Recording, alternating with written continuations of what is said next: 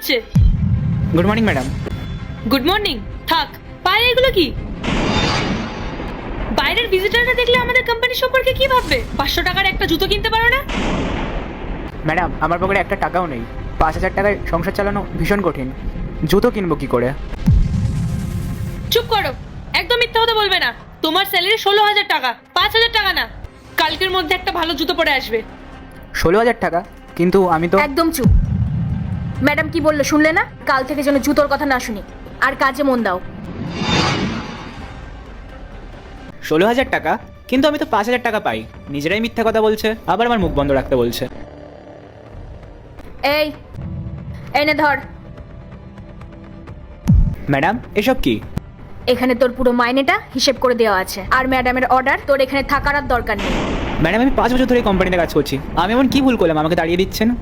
শোন, এখন না তর্কের সময় নেই। তোর জায়গায় নতুন গার্ড নিয়োগ হয়ে গেছে, তাই এখন আর সময় নষ্ট না করে এখান থেকে বেরিয়ে যা। কি ব্যাপার? গার্ড কোথায়? ম্যাডাম, ও তো কাজ ছেড়ে চলে গেছে।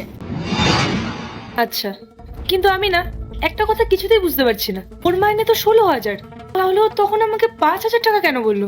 এই হিসেবটা আমি কিছুতেই মেলাতে পারছি না। ওসব ওর নাটক ম্যাডাম। মাইনে বাড়ানোর জন্য এসব মিথ্যে নাটক করছিল, আর গরিব মানুষেরা লোভের জন্য সব করতে পারে। জিয়া, তুমি আমার কাছ থেকে কিছু লোকাচ্ছ না তো? আমি কি লুকাবো? শেষ সুযোগ দিচ্ছি, সত্যিটা বলো।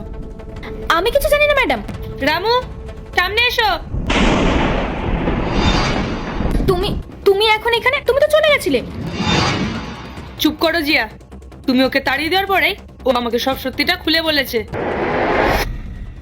ম্যাডাম, একটুখানি দাঁড়ান।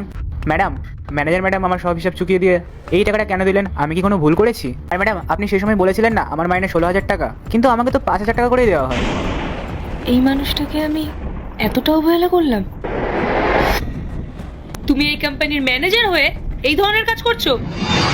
আচ্ছা জিয়া, তোমার স্যালারি কত? ম্যাডাম, 85,000 টাকা। এরপর কি হলো সেটি দেখার আগে এই দুটি ছবির মধ্যে যে কোনো একটি ছবিকে ভালোবেসে থাকলে ভিডিওতে লাইক করে চ্যানেলটি সাবস্ক্রাইব করে দাও। আর যদি না করো তাহলে আমি বুঝবো তোমরা এই দুটি ছবিকে ভালোবাসো না। আর কমেন্টে লিখে যাও আমি। 85,000?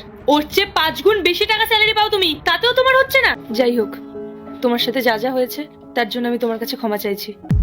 আর জিয়া, তুমি এক্ষুনি আমার অফিস থেকে বেরিয়ে যাও। বেরিয়ে যাও এখান থেকে। এভাবেই সততার সাথে কাজ করে যাও রামু। হ্যাঁ ম্যাডাম, আমি সবসময় সততার সাথে আমার দায়িত্ব পালন করব।